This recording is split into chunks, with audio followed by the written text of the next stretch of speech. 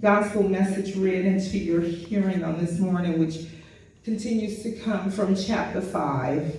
And the narrative that we are dealing with this morning is found at verses 21 through 37. I want you to hear the New Revised Standard Version starting at verse 33 on this morning. Matthew 5:33. Again, you have heard that it was said to those of ancient times, you shall not swear falsely, but carry out the vows you have made to the Lord. But I say to you, do not swear at all, either by heaven, for it is the throne of God, or by earth, for it is the footstool, or by Jerusalem, for it is the city of the great King. And do not swear by your head, for you cannot make one hair white or black. Let your word be yes, yes, or no, no.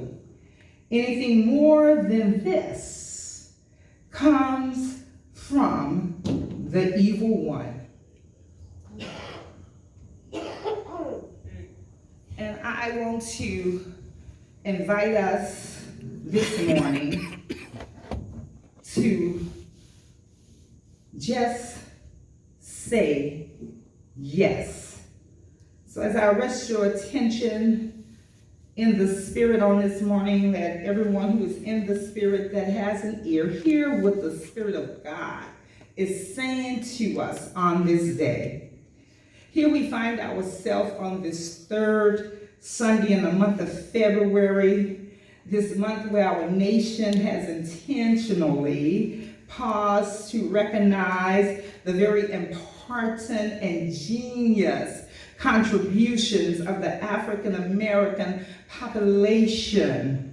I want to introduce to you on this morning one of the luminaries of the faith. I want to introduce to you on this morning one of my personal conversation partners when I am sitting in my spaces of trying to get a better understanding theologically and a deeper understanding spiritually. So I present to you this morning Howard Thurman. Howard Thurman is a 20th century theologian, educator, philosopher, author, and civil rights leader. Thurman's theology of radical nonviolence shaped a generation of civil rights leaders, and he was the mentor to the Reverend Dr. Martin Luther King Jr. Thurman is regarded for having served as the Dean of Rankin Chapel at the prestigious Howard University and as Dean of Marsh Chapel at the prestigious Boston University. He was a contemporary of Gandhi. Reverend Dr. King is known to have held Thurman's book, The Disinherited, Jesus and the Disinherited, close to his heart, and was often seen pointing to the teachings in that book and had notes from that book in his personal pocket that he relied upon during the Montgomery bus boycott. So I introduce you to Thurman because Thurman has taught this way of being contemplative for a while and points to learning how to know your authentic self and your genuine self. Because in Thurman's theology, what he would point to is that you'll never be able to get to that authentic yes that God requires of us. You will struggle and miss it and not be able to hear the genuine, which he would point to is that still small voice that abides inside of each and every one of us, that gives us the ability, that gives us the strength to not just say yes, but to push and to press and to hold on and to be faithful in the process. Amen.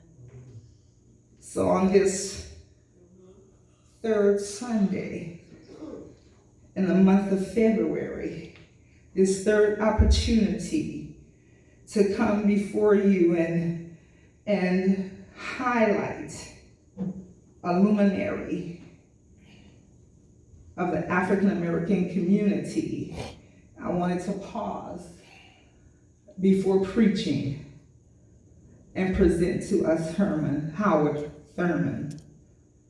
Let me get to the word. In this 5th chapter of Matthew, Jesus is teaching his disciples.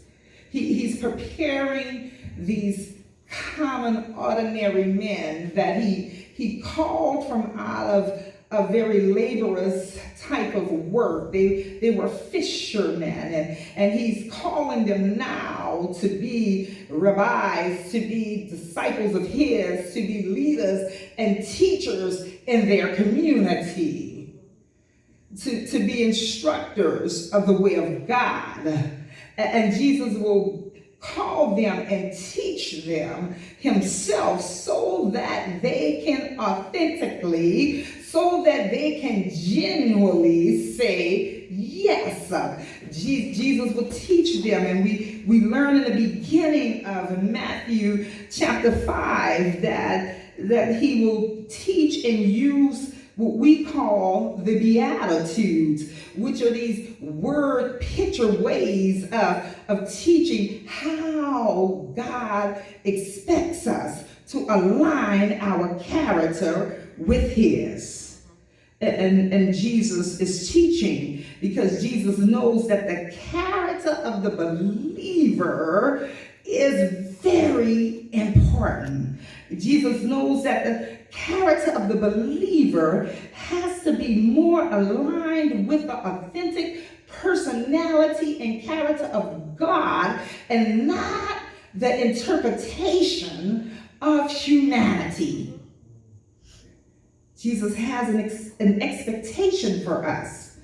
And he had an expectation for his disciples to understand that the true believer, that the I said yes believer, that the committed and dedicated believer will be characterized not only by outwardly appearances, but the true believers will teach with a righteousness that surpass even those who are regarded as the teachers of the law, even what the rabbis of that time had to say about God. Jesus didn't want them to learn from what was already present, because Jesus knew this about the human condition. Jesus knew this about the teachers of that day, that they had proclivities and practices that would allow them to be subjective depending on the situation, depending on the family, depending on the crisis, depending on where they was at that day, how they woke up that morning. And he wanted his disciples, he wants the true believer, he wants us to have a narrative that's unmarred, one that will give us strength. And he needed us to know this, that God gave the law, but now Jesus is coming to fulfill that law. That God gave a guideline, but Jesus is coming to now be that guideline. That listening to the oral interpretations of the teachers of the day is okay, but that Jesus is coming now so that there will be grace. In other words, that it will not be an exclusive experience any longer. That your literacy level will not be the determining factor, whereas if you get it and have an understanding about it, or you feel left out, Jesus is coming to bring equity to the accessibility of God. So in this part of the narrative, Jesus puts himself as the center. Jesus puts himself at the core. Jesus becomes the compass of the heart for the true believer. For the true believer will know that God is a spirit, and that those that believe, that those that worship God must understand that they come and they worship God in spirit and in truth. What am I trying to say? The true believer brings the real story to their narrative. The true believer brings the real story to the table. The true believer brings the real story in their prayers. The true believer tells it how it really is. If it's too heavy right now, the true believer says it's heavy. They don't say that it's okay when it's really feeling like a weight. Yeah, amen. Because we recognize that God is a spirit, and we want to be honest with God, because God has the authority, God has the power, God has the heart to help us when things are very dark, when things are very dismal, when things are very hard. So the true believer, and Jesus don't want his disciples to preach a half-truth. He wants a word that is going to go out, that is going to transform the heart, that is going to transform the mind, and that's going to have enough strength to it that it's something that you can hold on to, that you'll be able to say, no weapon formed against me shall prosper. Even when the weapons come, they might pierce me. They might make me have to take 2 steps back. They may feel weighty on me, but they will not prosper into the weapon of destruction that the adversary intended it to be.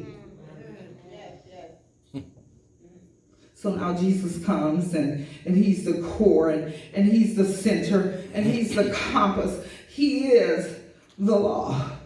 He wants true believers to know that they will no longer be subjected to the marred standards of low-thumping thinkers and legalistic people and rigid-minded hypocrites who hold others to standards that they do not keep in their own hearts and in their own actions. He, in other words, comes with these teachings to let those who like to judge what's right and what's wrong, and who's right and who's wrong, according to their faulty theology and misunderstanding and their pure rejection of grace.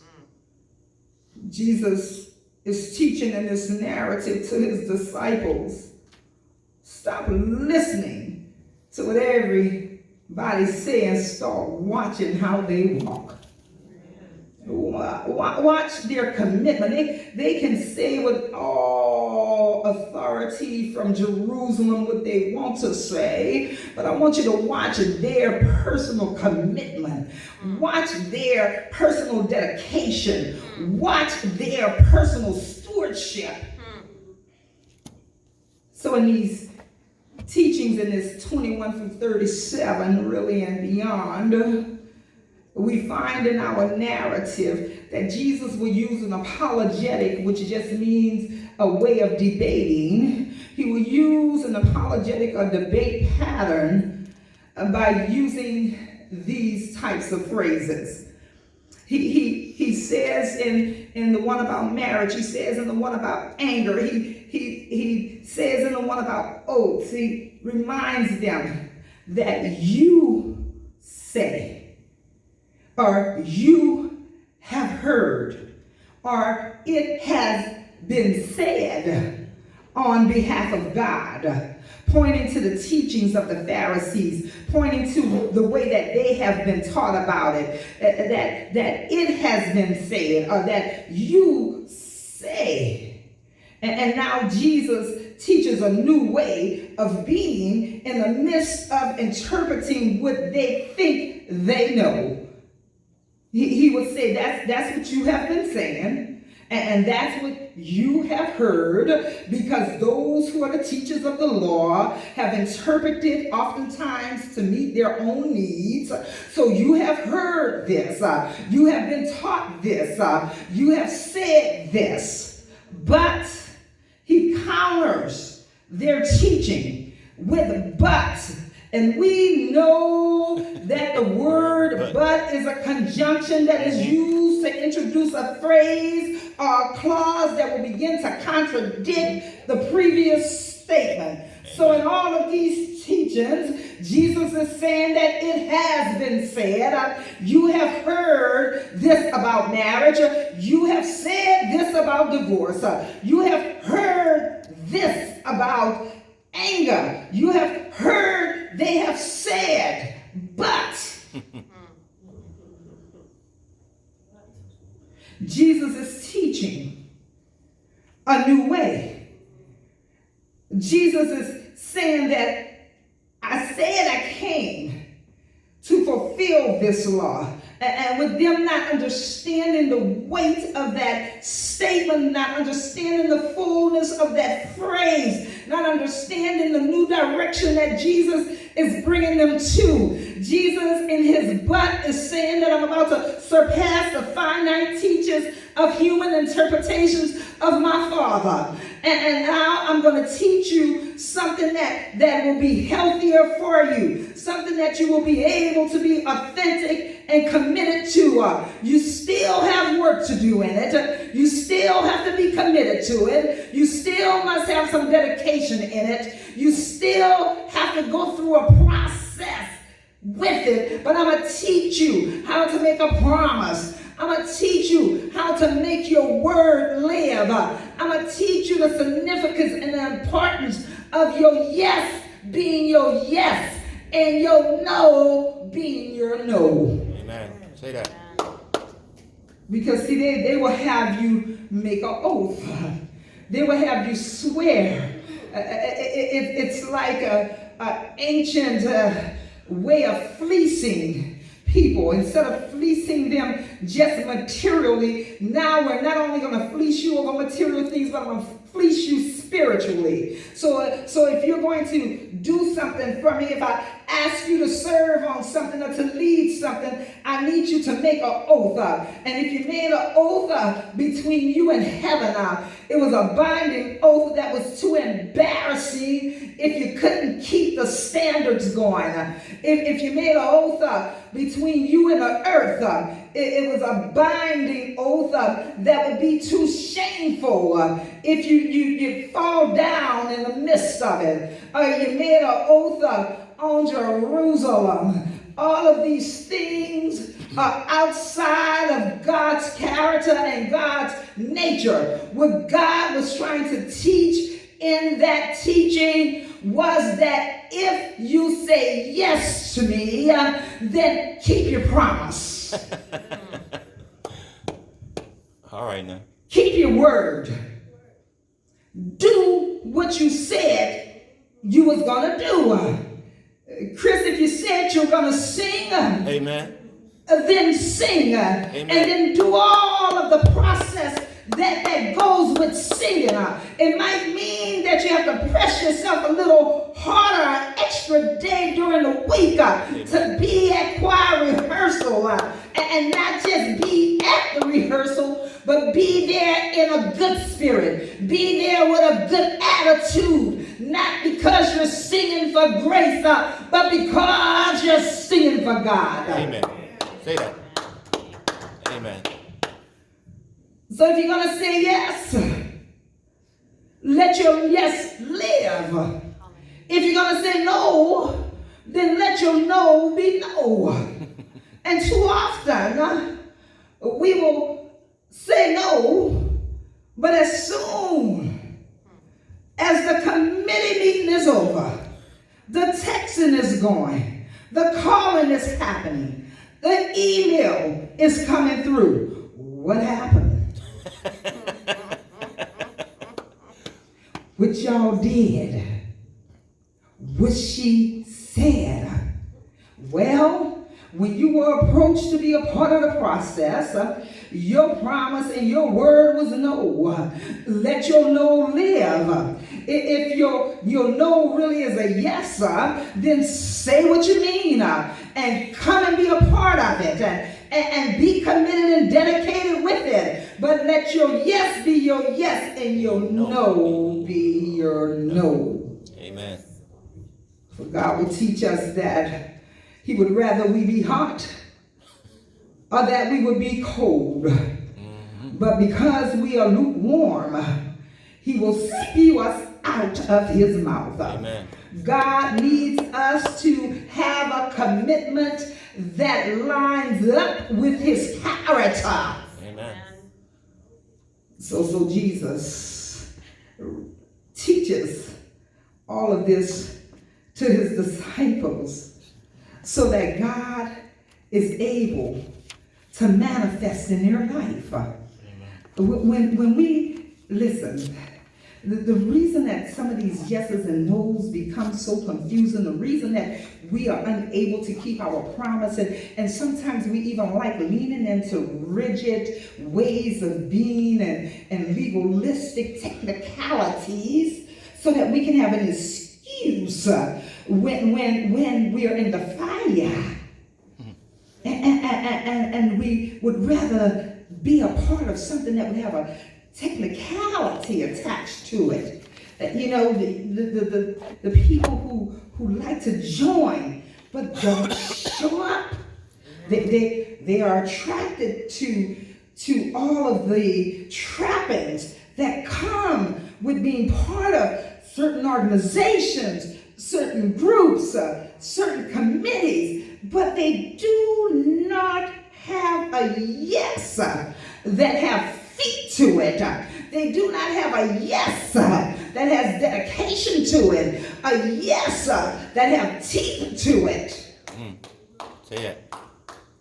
And then there's an expectation to have an intimate relationship with God. Yes.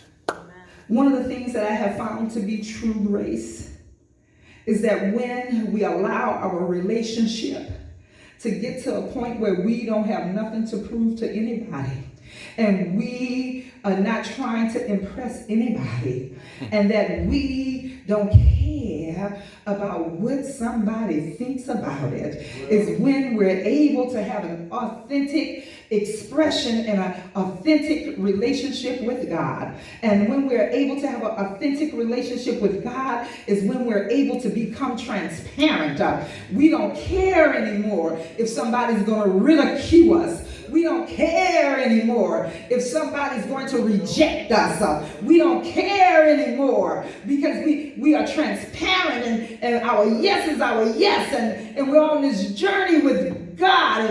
And when we could get to that space, that type of intimacy with God, not only do we have the strength and the peace of mind in the midst of it to be that transparent, we're also able to be that vulnerable. We're vulnerable enough to say that it just didn't work out for me this time. That's something that I achieved. That's something that I wanted. That's a goal that I had, but it wasn't for me this time. And when you're able to be that vulnerable and you're able to be that transparent, That's when you're having an intimate relationship with God. And then God is able to manifest miracles on your behalf. Because the things that we hope for and the things that we wish for are things that God don't even want us to have. God has greater for us. We can only dream and do things in a space that is natural and what we see with our natural eyes. But what God has for us, what God is manifesting for us, would blow our mind if we knew about it. Amen. Amen. So Jesus is teaching how to say yes and make your yes and your no your no. These teachings are important because they teach us how to come to grips with who we really are and who we are not. Yes. They teach us who we belong to and who we do not belong to. Until we accomplish this type of authentic relationship with God, we will not be able to relate with others well or for a long, genuine time, and we won't be able to face persecution the way that a Christian or one that is a kingdom liver should be able to deal with persecution. Jesus says, let them persecute you for my sake. For those who are willing to be persecuted for the sake of Jesus shall inherit the kingdom of God. But we don't want to deal with persecution. We want to follow Jesus because we know following Jesus avails much. But we don't fully want to be involved in the whole process. We want to follow Jesus because when we come and we pray and things are very weighty and we pray, God, could you help me with this? And it avails a release and the pressure is released. We want to be a Christian. We want to love the Lord. If our money is funny and our change is strange and our month is longer than our income, we want Jesus to help us. We want Jesus to make a way. And when Jesus puts us through the process, because Jesus is listening to our prayers and Jesus is making a way, we back away from it. We drop the ball because it's persecuting us. Amen. It may mean somebody find out your business. It may mean your address has to change. Amen. It may mean the real teaching about possessions. Not that God doesn't want us to have possessions, but the possessions cannot come before our relationship with God. Amen. So it may mean some of the possessions may have to go away, and we don't want to deal with the persecution. But the true believer will be persecuted because of what you believe. Amen. Amen. We're going to have our time in the fire. Yes. But the good thing about the fire is that fire purifies. Fire gets rid of the things that are not healthy. Fire prunes. And fire gives us power. Because if you have gone through the fire, and if you have made it through the storm, things that used to take you out don't take you out anymore. If you have been through something and God has brought you out of it and you've gotten to the other side of it, you know for yourself, you've taken worshiping God and you know that God is good. Amen. Amen. Amen. Amen. So there's a persecution process to get to our victory. The old folks say, no cross, no crown. Let me just give you something to ruminate on for the week. Let me offer you this to process, to be contemplative about, to sit in a radical way this week. I want you to hear these teachings that Jesus is teaching from his Sermon on the Mount, and from the opening of this chapter all the way to the closing of this chapter. And our narrative that we're dealing with today, 21 through 37. Jesus is trying to fortify us.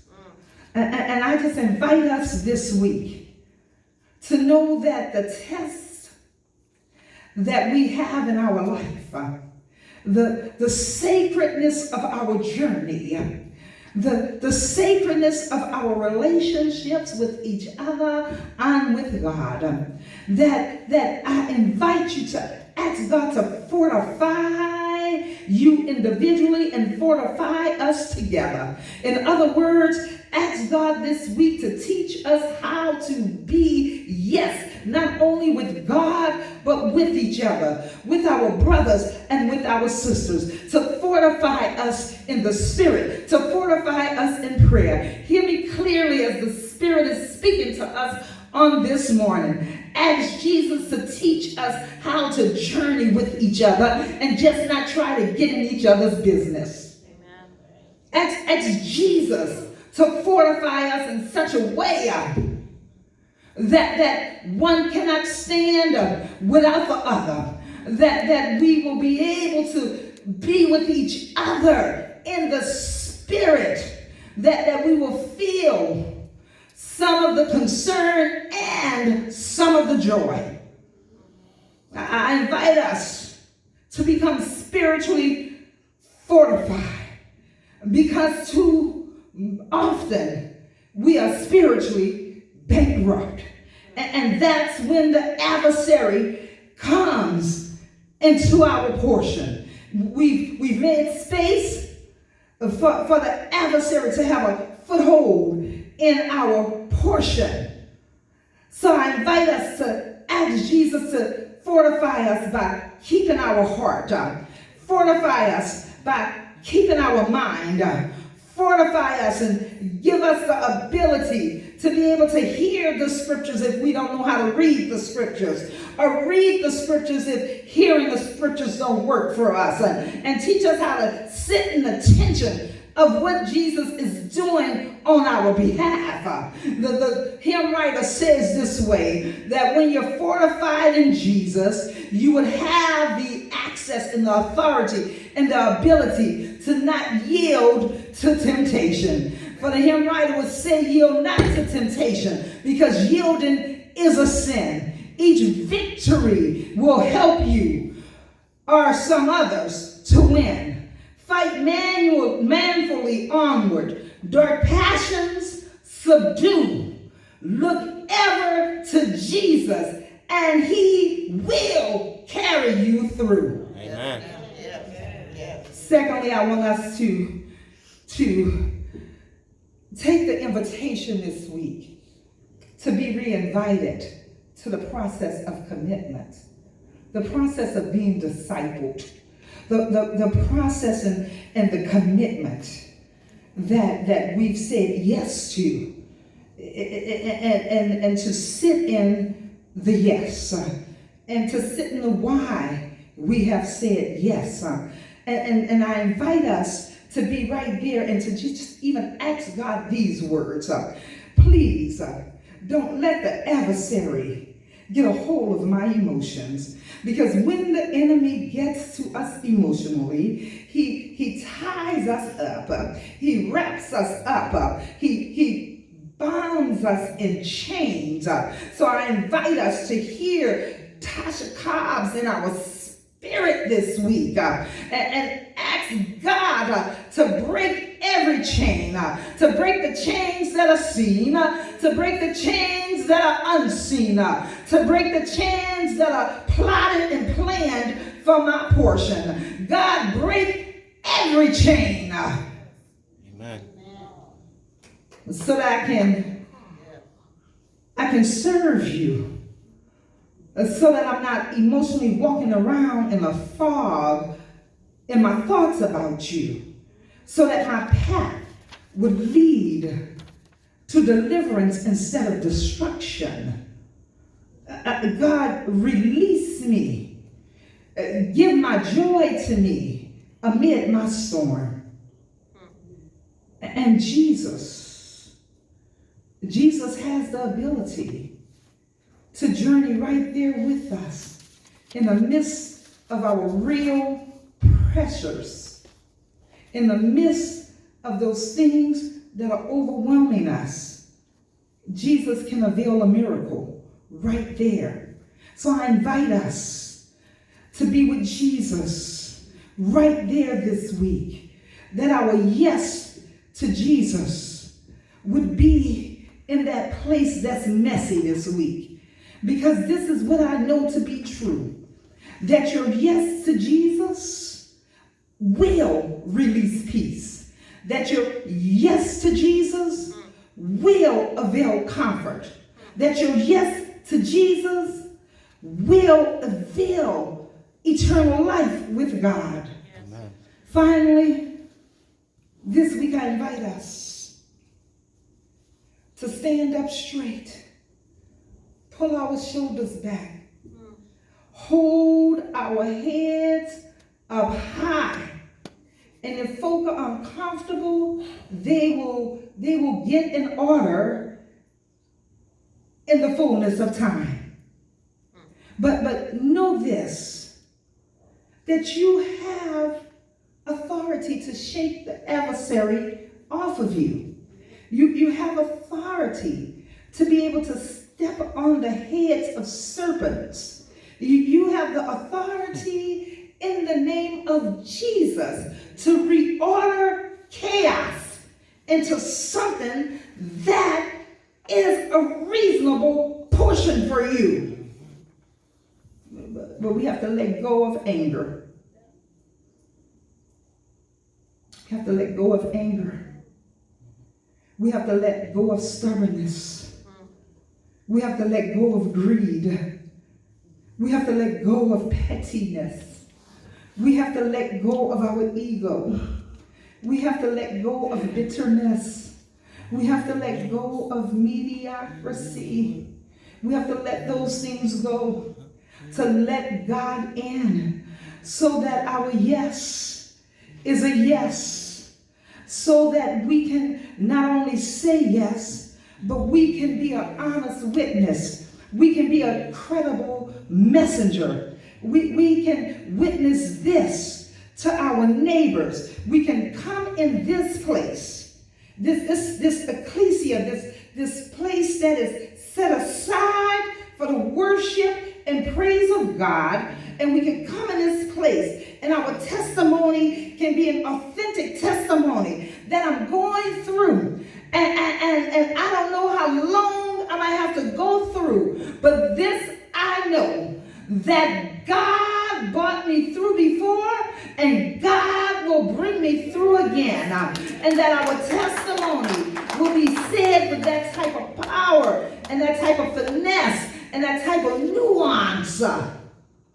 And then our witness, which is what we go out and tell. We testify in here, we witness out there. And our witness will be one that will be able to stand flat-footed with spiritual proof and physical evidence and tell somebody that's going through something that these trials that you're going through will be converted with the power of Jesus into triumphs.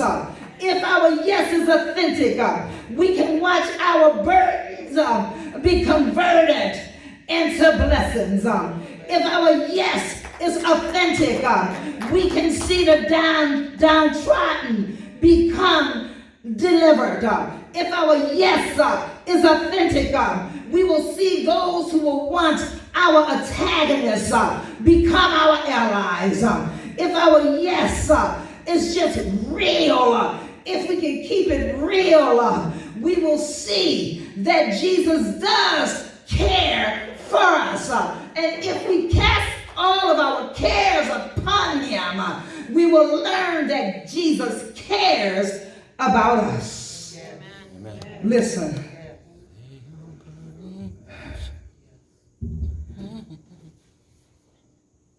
I invite us on this Sunday, this third Sunday Amen. in our secular calendar of the year 2020, to open up our hearts and to say yes to God. Say yes to the one who said yes to Calvary. Say yes to the one who did not have a fair trial, but went through the process anyway. Say yes to the one who was God himself, but allowed the ignorance of humanity to mock him, to flog him, to spit at him, to laugh at him, and to deliver him to Calvary's cross. Say yes to one who said yes on our behalf, that he allowed them to pin him and nail him to the cross, to pierce his side on the cross, to look down at people that he had the grace in his heart to still love and petition forgiveness for, even though they were trying to discredit him.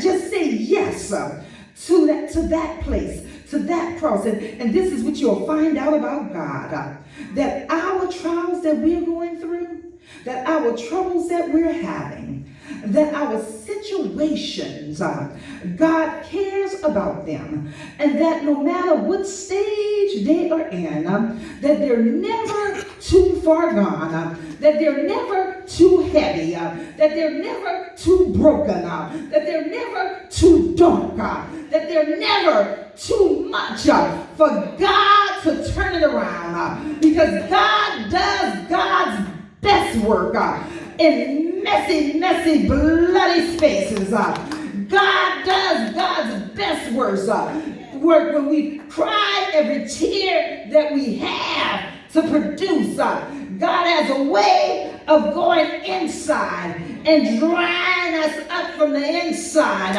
and then we can express it on the outside. God is with us. Say yes to the one who said yes and who gave up the Spirit so that we can have an opportunity for salvation. Amen. Amen. Amen. Let your yes simply be your yes. Let's stand up all over the place. Amen.